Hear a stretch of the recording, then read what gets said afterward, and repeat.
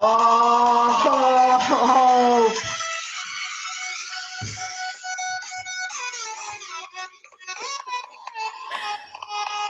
oh shit, that means 2 in a row for us with the coffin memes.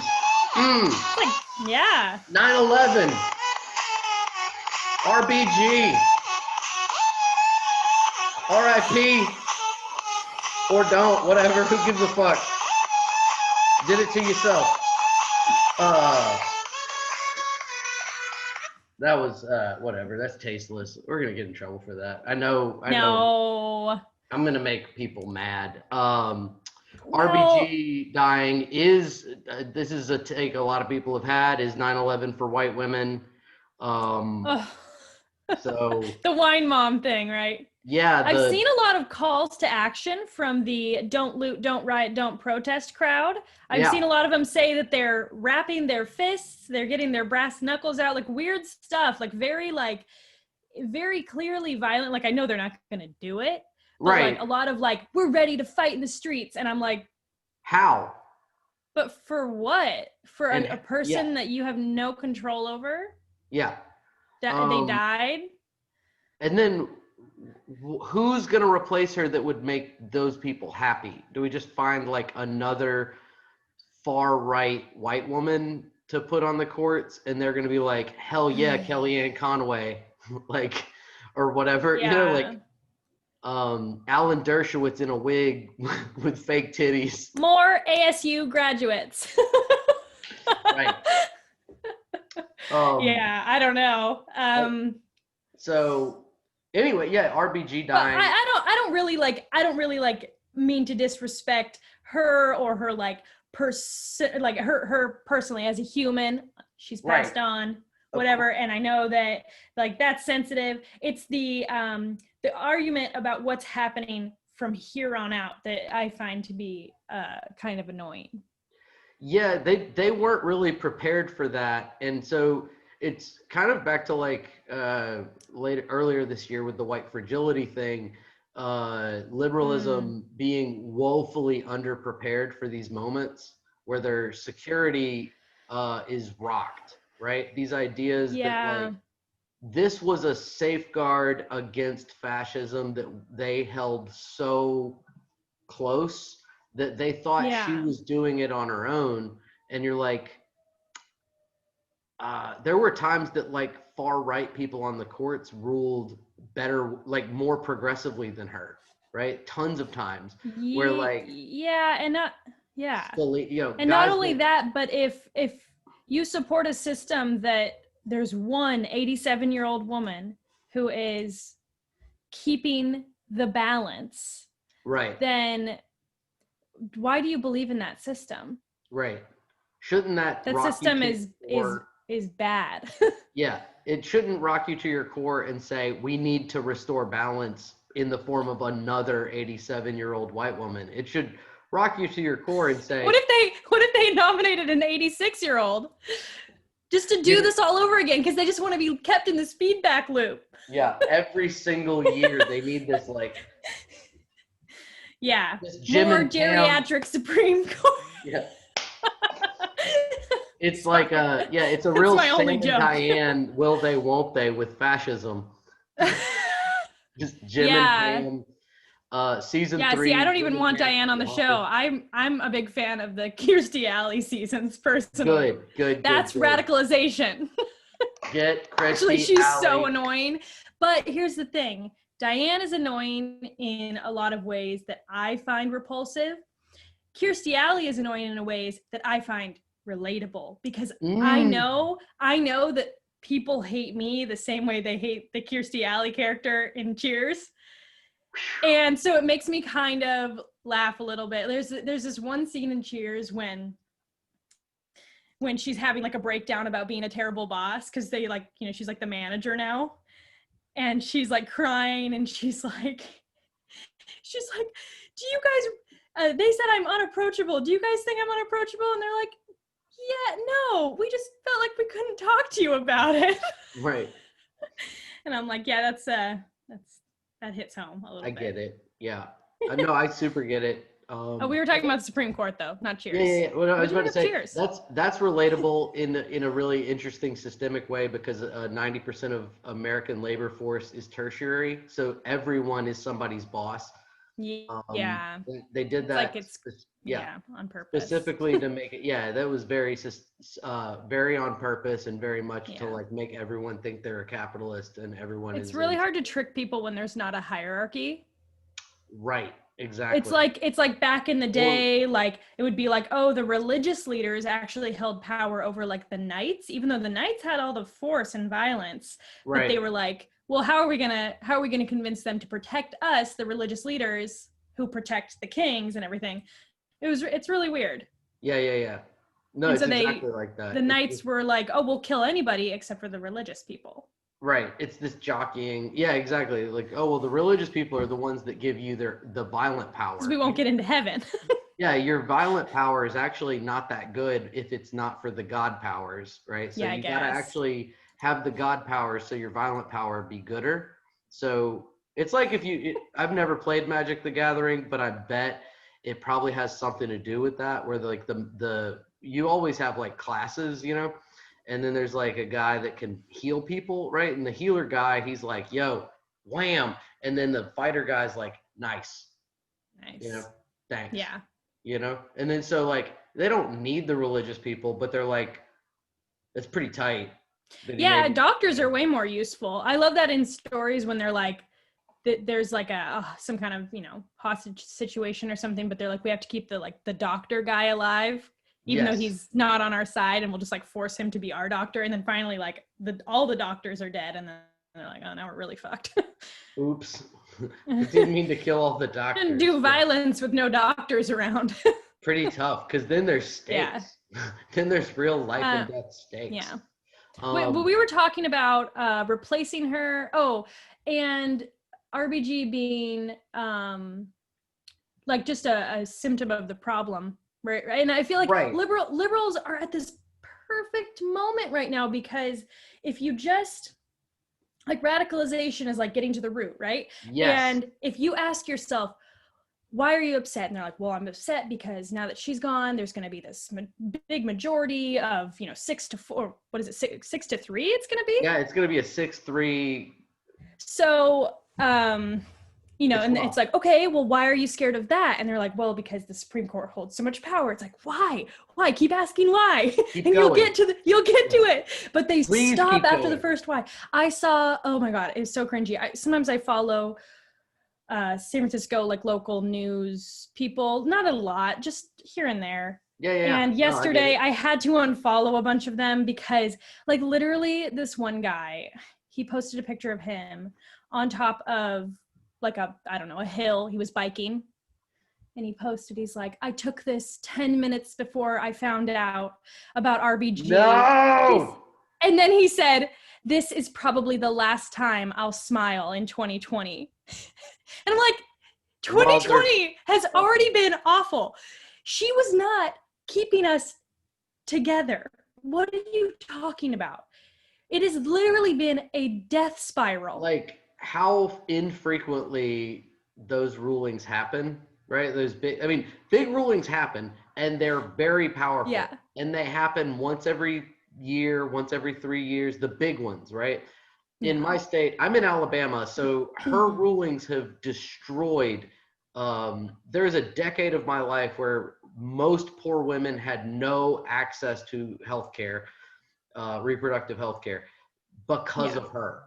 Because she's like, I don't love Roe v. Wade, right? She basically kind of was like, she friend zoned Roe v. Wade. She's like, oh, it's not really like the ideal legislation. Right. And then, also like, she loved it, but she didn't love it enough to do states' rights on it, right? So she's like, oh, well, but if they really want to make it impossible at a local level, they're entitled, counties are allowed to say abortion clinic can't be within like 15 miles of a church, or so, you know what I mean? Some dumb shit, right? Yeah. She was like, which is why people have to drive like all the way to like St. Louis to get an abortion, right? Yeah, there was a place in so like if you lived in northern Louisiana, it was a 9-hour round trip drive to the nearest clinic, and they had a 24-hour law. So that means you had to get, you had to like have a pre-screening and then wait 24 hours to get the procedure done. So like there was a decade where Louisiana just didn't have abortions for people that couldn't take 3 days off work and afford a hotel or something.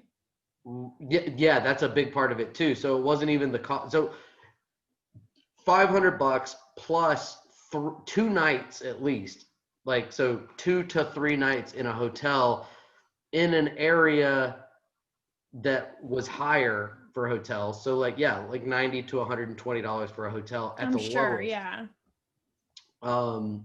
Just it made it cost prohibitive for most people, right? So like 90% of the population could not afford it. Not all people, just poor people. No, rich people could still have all their rights. Yeah, I mean there was still a way for people to technically do it. It's just like with a lot of things, it just costs more. Right, which means it's illegal for poor people to do it. Pretty much, yeah. So like the bail thing, right? It's like, yeah, you can wait for trial at home if you can afford it. Yeah, exactly. Otherwise, you get to stay here in a county jail, which sucks. And it's probably backed up with sewage and, weird shit. So whatever. I mean, that was a thing in San Francisco at least, but they got rid of cash bail completely, and smart. They stopped. They shut down. I know at least one of our local jail like locations because it was so bad, and during COVID they finally got it shut down. I think they're working on doing more, but also I think the whole state of California stopped doing making money off of like the commissary and everything. Yes. They stopped this whole thing where they're basically like, making money off the fact that people need like tampons and top ramen and shit. Right. Yeah. So. The profit margins on that are ridiculous in some places. Like worse than a vending machine. Yeah. Yeah, it's like a vending machine at Six Flags. Yeah, exactly. Yeah. I don't know if y'all have those out there. Like that's. Oh hell yeah. Okay, cool. Yeah. I don't know. Hey, Six Flags is universal. Okay, that's the one language we can all speak. Yeah. Okay. Good. Esperanto. Six Flags. Nice. Yeah. Sergei Eisenstein would be absolutely on board with Six Flags, Esperanto, the montage. The mashup. Yeah. Yes, absolutely. I need to write that up. The Sergei Eisenstein mashup. Someone has to have written that already, by the way. There's no way that we just came up with Sergei Eisenstein. Six Flags? No, Sergei Eisenstein standing the mashup as an art form.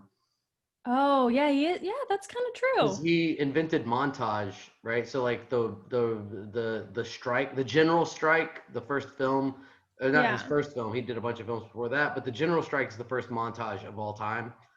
And like his essays on film theory are really good.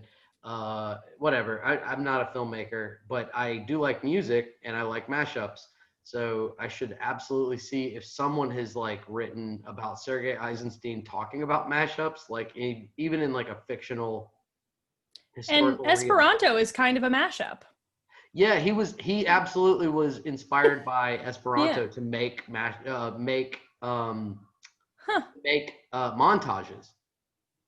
There should be a movie about him learning Esperanto in montage format. Oh, it would be so good. Yes. Like a montage of him. It's like, you're the best around. I can't tell if we're getting off the rails or on the rails right now. We're finding shit to talk about. So like, I don't know. Yeah. Your last episode, I was like, I usually don't re-listen to things, right? I'm just like, I go whatever, but yours we ended funny, right? Because the thing broke, and then Zoom was like, "All right, fuck it, I'm exporting." So I'm like, "All right, well, it's over," and then uploaded it. But so then I rewatched it to make sure it worked because I was like, "Well, if it broke, that wouldn't be good." So I uploaded it and listened to it. But I don't know, I like the wholesome trying that we were doing, where it's like, what do you mean? Wholesome trying is like, I'm dumb, but I'm also kind of humble about the dumbness. And then like topics can just be what they do, right? Like, I don't need to be the smart. I'm not really like concerned with like reality. Yeah. Like I don't know where I heard this. There was like, it was something about like personality, like a type or something, and it was like there's the kind of people that are like, hey, which one's a boy or a girl, salt or pepper? And there's two, like you're sitting at a diner, right? And it's like, hey, salt and pepper, which one's the boy, which one's the girl? And there's two types of people. There's ones that just say, oh, there's obviously that one's the girl. Or there's people that are like, what are you talking about? That's salt and pepper. Right. And those are like cerebral assholes. And I really like people who just like go off their gut and they're like, well, Pepper is a boy. Pepper is the boy. Yes. Yeah, Pepper's the boy. Thank you. See, yeah, and then we can split that group into two subgroups: the salt is a boy and pepper is a boy. Right. Groups. But yeah, the important distinction is that the person doesn't get so caught up with the question that they can't answer it. But yes. Yeah, so being able to just like go off on some silly, like you said, like kind of dumb thing, but just give it the same amount of value as a conversation about Supreme Court justices. Yes. Or more even. Or literally more. I mean, I'm more excited at least this one we're in control of, yeah. I will say I am way more excited about the concept of Sergei Eisenstein talking about mashups existing than I am about the city of, this one's the Oneida Indian thing. The oil pipeline? Yeah, one of them, yeah. So she's actually ruled on like 3 of those, if I'm not mistaken. But which one? Really which one? There's so many to choose from. Yeah, there's actually multiples of this one, but the OIN, okay, so we'll get back to this. Opinion of the court. Ginsburg delivered the opinion of the court, reversing and remanding, right? Second Circuit Court, that the land qualified as Indian territory, which meant it was exempt from state and local taxation. Her decision never overturned that finding, but instead she held that the OIN purchase of the land did not revive its tribal sovereignty, right? So even though the tribe saved up all that money and bought the land as the tribe, she said they don't get sovereignty over the land because almost 200 years had lapsed where the land was not under their control. So she's basically saying, the point. That was the whole point. The whole point was that 200 years lapsed. Yeah, that was not yelling at you. You're exactly correct. Justice Kelgore. During this 200-year period, the lands came under state, county, and local jurisdiction, which meant that the lands were taxable for property taxes. The municipalities, counties, the state relied on the land's taxable revenue for literally 200 years. So Ginsburg also noted that during the 200-year span, OIN did not attempt to regain title until recently, and even then only a small portion of its original 6 million acre reservation. And because of this, the court opined that 200 years was too long to have been out of their ownership, so OIN could not reassert its tribal immunity over those lands as automatic mechanism. So basically, you got fucked over so long ago, right? Yeah. That what are we even talking about here? Yep.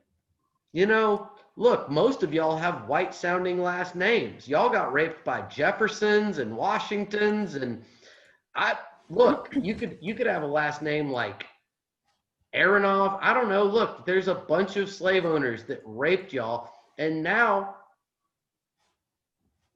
what even is indigenous? But they didn't fight for it for 200 years. What was stopping them? All of the power of the federal government. Yeah, I just looked it up. Do you know what else didn't happen for 200 years? Women didn't serve on the Supreme Court. Yeah, weird thing about that. But but then they changed it to be progressive for RBG. Yep, just for her. So that's a thought. Just because something happens for 200 years isn't a very good excuse for her to not great. say that that's the status quo and that should Speaking remain. of which, so when she became, let's figure out her whole fucking thing. So Clinton is the one that nominated her as an associate judge in 93, right? So that's... Wait, what? She didn't get nominated until 93. Oh, I'm looking at her first appointment to the Court of Appeals. Oh, yeah. Way yeah, more than 200 years passed, like 214 years passed. Yes. Wow, okay. Oh, no, that Oneida ruling, by the way, was in 2000. It was... Oh, these are all M links. God, I hate it's M all links. it's all pretty recent. If she was appointed to the Supreme Court 2005. She said that Indians can piss off, basically. Wow. In 2005. She said, that's crazy. Fuck off, learn English, get a trade. In further support of the decision, she noted to affirm the lower court's holdings, which caused too much upheaval for the city, county, state, who exerted jurisdiction over the land for 200 years. Yeah, it's super difficult to for all those different overseers to like fix the way that they've been overseeing. So yeah, let's not bother. Yeah, and that's the thing is that like, well, and there's two things. One is that the whole system itself is super weird. Having, what is it, like 350, they're like Congress people, like whatever it is, the exact number, there's like 350 Congress people. Yeah. Making basically all of our decisions. All of them have a net worth well over like, at least $1 million, like way higher than that. Most of them have $1 million, yeah. Most of them have been in office for decades. Right. And it's like they're the out of touch old assholes making the decisions that affect us all the time. That's super corrupt. And then to have 9 Supreme Court justices as like a firewall for them to like bounce back, and it's like the justice system is even smaller. The whole justice system like boils down to 9 people. Yeah. What monkey-brained person thought that was a good idea, and why would you defend that system? The second thing is that it's just common sense that she should have, if you're gonna go with the, I'm a fan of the Supreme Court argument, then she should have retired at the ripe age of like 84 or something, 82 maybe, when Obama was in office. He was in office for 8 years. Yeah. 2012 through 79, had cancer for 13 years. Recurring cancer for 13 years. A really serious type of cancer, right? We're not just talking about like, something with a really high recovery rate. Like ultimately it was pancreatic, right? Which is like one of the most deadly cancers. And she just Steve Jobs the shit out of it at the gym. Like she was just like, let's go to the gym about it. Like, well, yeah. And also 20 fucking years. Yeah, except for, a lot less was on the line, I guess, if you're Steve Jobs, but like, nothing was on the line for him. He was worthless and did nothing to contribute to anybody's life. She obviously was holding the firewall against fascism for most wine. That's what I hear. Yeah. So, but the big problem was that there was a call from, it's the divided left, right? A lot of people saying, hey, Obama's been in office for 8 years. He's coming up on, the end of his second term. Maybe it's time to retire, go relax, and he can appoint a progressive justice. Something, yeah. That will outlive you. Yes. Statistically speaking, at least. Yeah. Obviously, they could get hit by a bus or something but why didn't she do it? It's a pretty walkable city. The reason she didn't do it is because of the like RBG stands. Yep. They were like, stay in office, don't listen to the haters. And I'm like, you guys are literally not even facing. To note that the people that were calling for her to step down and let Obama hold, in 2012 were people she had demonstrably had zero respect for, which is poor women and women of color. Boo! you, poor women. Fuck the haters. Yeah. Fuck you, women of color. Fuck you, poor women. Yeah. And if we were to say, shut up. Who gave you a voice? Jesus Christ. Yeah. It's been 200 years. Yeah. Why don't you just become Supreme Court justices if you want it so bad? Damn. So yeah, it's bad. But Oneida's the indigenous one. Then we have Integrity Staffing Solutions Incorporated versus Busk. I don't think I know this one. What is that? Do you know this one? Mm-mm. It's not by the name. Recent. Trump was not president yet, but almost was. So Integrity Staffing Solutions versus Busk. This was technically a unanimous decision, but it ruled that time spent by workers waiting to undergo anti-employee theft security screenings is not integral and indispensable to their work. So here's what that means. You have a job where you have access to goods or money. Okay. Part of that job means that you undergo loss prevention screenings to make sure you're not taking little parts of it or money out into your car to leave with. So you can't do the old, what's the old Johnny Cash song? Yeah, one piece at a time. One piece at a time. That's right. That's probably one of my favorites. You're not at Amazon one piece at a timing your gaming PC to Twitch stream, right? I'm going to have all the parts of a dildo soon. Oh, I'm going to get the ball, the other ball. Yeah, it's going to be just a monstrosity. You're going to one piece at a time, but it's for an OnlyFans account. You've heard of a monster dong? Yeah. This is a monstrosity dong. Like big. Frankenstein, like Frankenstein's dick. It got me a 5.5, 5.75, 6.5, 7.5, 8.75 inch dildo. Automobile dildo. Yeah, there we go. All right. There you go. I'm not a good singer. If I had the guitar down here, we could work it out. It would be fine. I'll put a hard hat on, throw down some road flares. Let's work this out. Okay. Anyway, takes practice. We got to rehearse it. Yeah, we got to make it go. So the ruling is as you would suspect from a entirely 9-0 capitalist class Supreme Court, which so the thing is, if you were being held for time by your employer, would you say that time entitles you to be paid for that time? I would say yes, because it's part of your job to show your boss you're not stealing from them, right?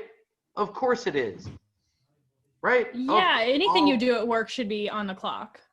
Yeah, that's work. You're working. If I'm not at home, I'm working. Those are the options. Either I'm free to go or, like, am I being detained? And also, since I'm not being paid for this time, can I please steal something? Yeah, if I'm not being, matter of fact, if I'm not being paid, that's how restaurants work. Like, if you come in and like they kind of like, oh, hey, sorry, we had to call you in. It's like, oh, like, give me a free meal or, something, a little bottle of wine. Yep. Let me pause for 2 seconds. 10-minute warning. Okay.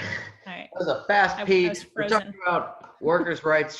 So obviously, that was a unanimous ruling. So both of us come down on the opposite side of Justice Ginsburg, the late Justice Ginsburg. Yeah. I think every working person, everyone in the country would rule that makes no sense legally. And what is there? So because it wasn't part of his bona fides, like it wasn't his job literally, that he didn't need to be paid to make sure he wasn't stealing. So the time waiting could have been just reduced. The conversation is so degrading. You know what I mean? Just the even whole, talking about this. Yeah. Yeah. The whole thing, the whole premise is like a big fuck you to everybody that works. Yep, real fucked up. Real fucked up. There was a Hooters case a long time ago, and there was a Playboy, and then airlines, and then Hooters have all had cases kind of about similar things where like the Americans with Disabilities Act would prohibit you from saying like, you have to be a smoke show to do this job. Yeah. Right. But there's a thing that's called like bona fides where the job is being a fucking smoke show. So like if I open a himbo Hooters or whatever, then, you know, my ass isn't just popping, they could let me go. Right. And that is right, but then how do you quantify like modeling or something, or like sex work? So right. I guess it's just like, it's more like a philosophical kind of like definition. Yeah, that's where it gets really fucked up. And is it discrimination, or is it the business? Right. Also, it would be super great at Hooters if they made everyone be super hot, like even like the line cook and the dishwasher just like fucking stacked. Yes. That would be amazing. They could have like an open concept kitchen. Oh my God, we should do this. Yum-yums. At the Six Flags, we'll do this. Oh, we need to buy the old New Orleans. Do you remember Hot Dog on a Stick? And you go and it was like the girls would like pumping the lemonade. Like, you don't need to pump lemonade. What are you doing? They're just making them in those little shorts. Just do the like super weird. Come on, it worked. We know exactly what the fuck you're doing, lady. It's burned into my brain. Is it really? Well, you know, like going and getting like a strawberry lemonade and a hot dog on a stick as a kid. I spent a lot of time at the mall. You know what I mean? Got it. Yeah. I ran one of those stands at a Dave. Oh, no. Oh, really? When I was like 14, they had one of those stands that was just like not in a mall. Where? And my Boy Scout troop did those at a Dave Matthews Band concert one time. Nice. Just the lemonade thing, the strawberry, you're like just going, but you're like a little kid. Which actually is kind of topical because Netflix has this movie called Cuties, which was really I heard about creepy. it.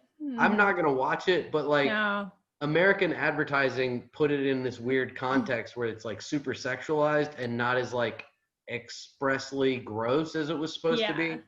Like it was supposed to give you an idea like, oh, this is gross that kids think they need to be like this.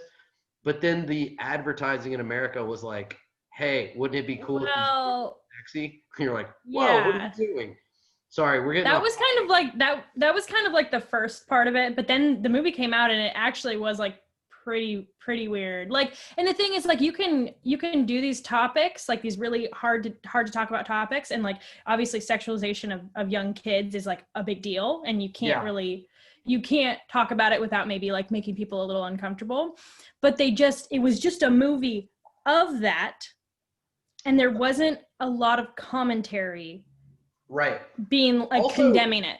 It was all about it was also focused on the kids doing it willingly, like to themselves, and not talking about the systemic causes of that, right? So it's not like it didn't really talk about what was wrong with it or what should be done about it. It was just, here's kids dancing and you can do with this what you will. I don't know. It was very little too subtle on the like condemnation of the actual act.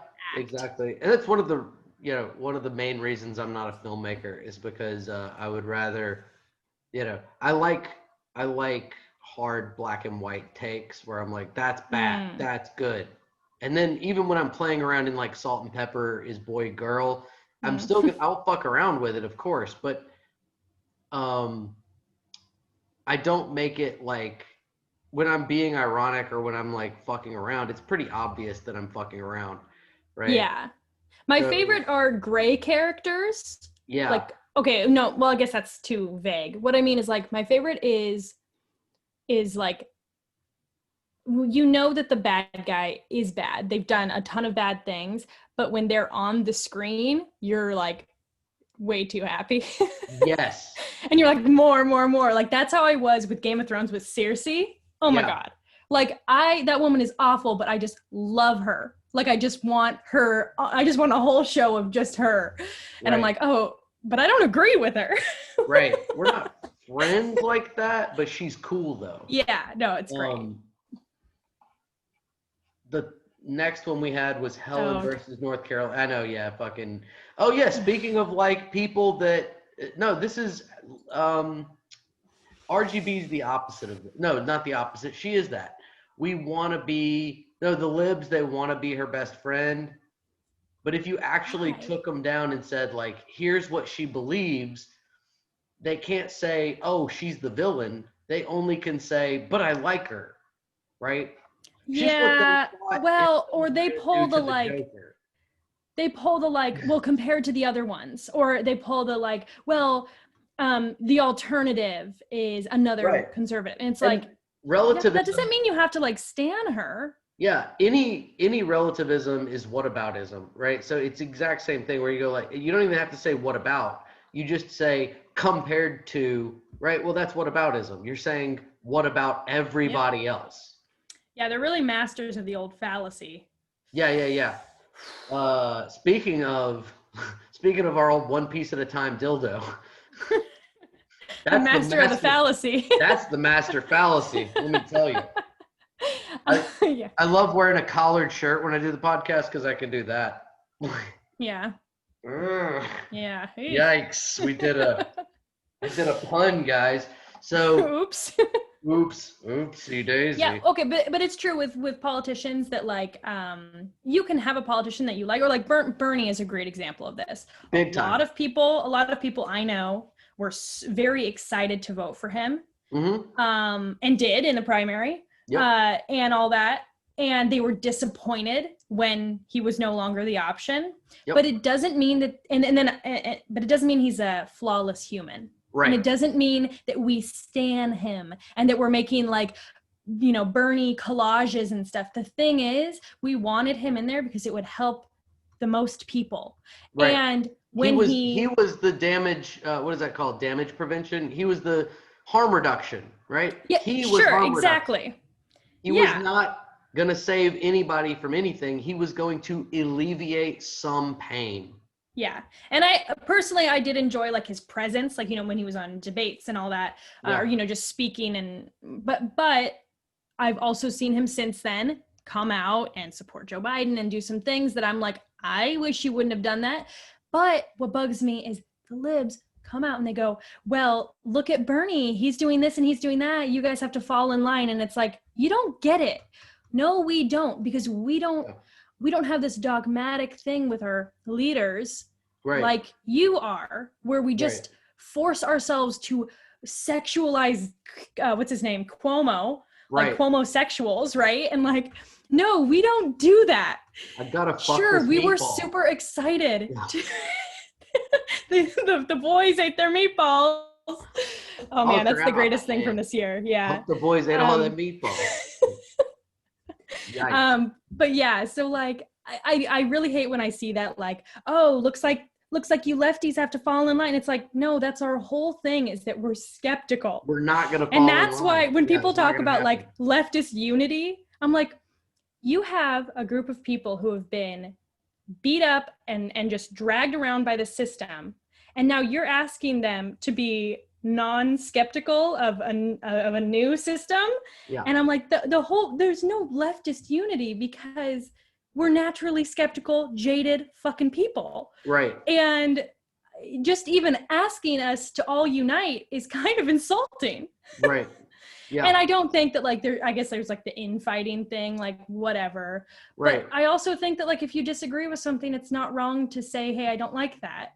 Yeah. I don't think that we should just swallow our pride and all fall in line like people suggest. Right.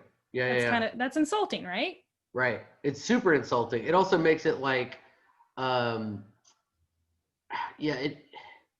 it's not literally the same thing as cultural racism, but it is super like, you're supposed to be this voting bloc that does this thing that we expect you to do, right? And it's falling apart. Don't say out loud black people. What they mean is black people, right? They're saying, hey, if you're not going to show up and vote, if we're not left enough, then fuck you. Say the other part, comma what? Yeah. Say it. Say what you mean. Yeah. Who's not showing up to vote? Who's not showing up to vote when you don't promise real material change? It's almost exclusively black voters. It's largely, I mean, that is the most underrepresented voter bloc in America when no progressive is out there. Obama won on the backs of these people that were promised change and believed it. And they wanted to believe it because he looked like a pretty cool guy. I believed it. I voted for him. And what did he do? Twice. He came out and said he's like, I don't condone this Ferguson shit. Yeah. He's you know, like, get out of here. And what? Yeah. We don't have to talk about Obama. We're not going to get into Obama, but like he did at least address it in a believable way in his campaigning. And when he ruled, he was a fascist. Super professional. Yeah. He was always super professional on camera, and he was always very but he energized. We're not talking about Obama. We were talking about the only reason I brought him up is to say that he energized people, and when we see people vote shame from the right of the Democratic Party, they're exclusively being racist on purpose, and they're just not saying the racism part. They're saying, hey, fuck you, why don't you do what we tell you? Right? Yep. And fuck them. Well, so, okay, 70 years ago, 1960, since then, this has been the most progress made for Black people in America. For a lot of people in America, but specifically civil rights. Right. Think about, even though it's been the most progressive lifetime, how many times Black people have lost in elections, not lost the vote. I mean, like, what they voted for lost. Right. They came out to vote and it didn't fucking matter. Nope. And how many times did they elect someone on the premise of, it's just like with homelessness. Every year in San Francisco, the people who have their little campaigns come out on a platform of fixing homelessness. Right. And it gets worse every year, no matter who gets elected. Right. And so people have come out, and I'm sure in the South a lot too. Oh, hey, we're going to do all these civil rights things. My whole campaign is about civil rights. Right. And it's been such a slow crawl. I mean, if you can even call it progress at a point, but you know, if we're still talking about taking down Confederate statues and stuff, how far have we really progressed? Right. And it's like, I feel like even in my lifetime, the number of times I've lost in terms of voting, like my team lost. It is, and I've only been able to vote for like 10 years or 11 years. Right. And I'm like, I've lost so many times already that I feel like I don't even believe in it. I don't even want to do it anymore. And I can't even imagine how it feels for people who have even bigger things at stake. And it's not just their ideology, it's how they look.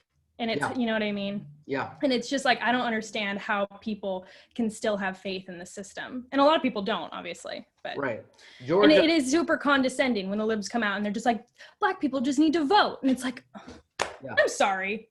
I'm sorry. No. Georgia is a 6 hour walk that way. Right. If I was to just get on my feet and walk that way, 6 hours, I'd be in Georgia. And that state especially, just basically spent I mean, obviously we know what happened in Georgia, like the whole, like, who the fucking governor is and why. The vote did turn out. And they still vote shame. They still say, why the fuck didn't you turn out? So it doesn't fucking matter when we turn out. It doesn't matter. We phone bank, we get everybody rides, we do the thing we're supposed to do. We're living under fucking white supremacist, literal fucking fascism down here. And the vote shaming is so insulting. Yeah, it's awful. So fucking insulting. I didn't mean to get like into like a bummer, right? Because we were dunking on RBG being dead, and that's super fun and interesting, right? And funny because fuck her. But also, like, we are getting into this, like, the thing that liberalism does to those brains, where they say this one thing mattered more than anything else, is they put their focus on one day of the year every 4 years and go, where are all the people? And you go, what the fuck did you do to them? What have you done for me lately? Right? Yeah. The old, like, what is that? I forgot the name. Are you better off now than you were 4 years ago? Right. That's a great one. Yeah. Are you better off now than you were 4 years ago? And what did you do 4 years ago? You turned up and voted. Well, what did it fix? Nothing. There's more Confederate statues, like Confederate monuments down in the last 6 months than we've gotten down in a decade. in this state alone. We got the fucking Charles Lynn statue down in that park. That's a big fucking deal. That motherfucker designed the economic model by which post-slavery segregation was done. And it's like, it's one of the old ones too. It's not even like a one that was put up in post, you know, like the KKK built it or whatever. Anyway, the point is, fuck electoralism. We're never going to get communism legally under America. The only way to do any probably just going to get more illegal. Yeah, no, it's going to get more illegal and more illegal and more illegal. And people are really scared about November, whatever, and there's going to be a coup and Trump's not going to leave the White House.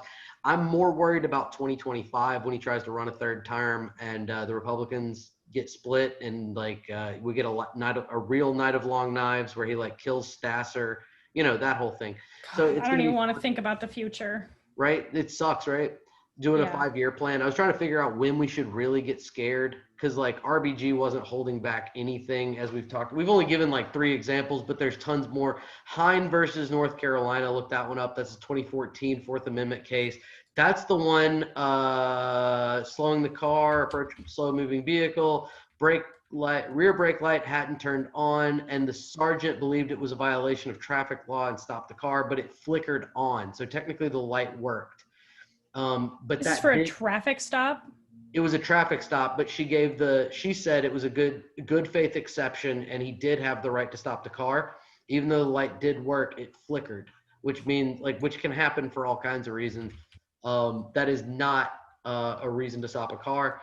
Plumhoff Rickard, use of force by police officers during high-speed car chases, which should be illegal. Every police officer that kills someone during a high-speed car chase should be held with involuntary manslaughter. Absolutely should be put in jail for a year for doing it. Excessive force. But she upheld what? Qualified immunity. Yeah. Because that's a really bad one. Big one. It's a big one, and she upheld it. Because that kind of goes on all those other ones as well, and it's just. Yep. Yeah. So anyway, we were wrapping that one up super fast, but there's tons of examples if you want to look into every ruling she's ever made. Even though they're getting scrubbed from Wikipedia. Yeah, those were all riding shotgun, so it's the perfect time. Oh shit. Well, I'll talk to, just got done. Next time. Asked the lawyer before we started recording to send me some links, and he said he could, and then said how he could, and then didn't send me any. But I guess that's on me for not being like, just send them as fast as you can. So anyway, this was episode 35 of The Great Satan. Kelgore. Thanks for having me back. Yeah, we're gonna have you on plenty of times, I'm sure. I like the humility that you bring and your air of I just only pretend to be stupid. No, it's not stupidity, because like what's the old Zappa quote? There's a difference between ignorance and stupidity. One is charming, right? Oh yeah. That's a good one. So the being stupid is wonderful and being ignorant is not. And when we're stupid, we're humble with ourselves and say that we deserve to learn all the time, and that the universe owes us an education, and we find the right answers eventually. So yeah, again, thank you for being on, and thank you. We'll have you again sometime. All right, I'll see you soon. Later. Overthrow America. Yeah. Death to America.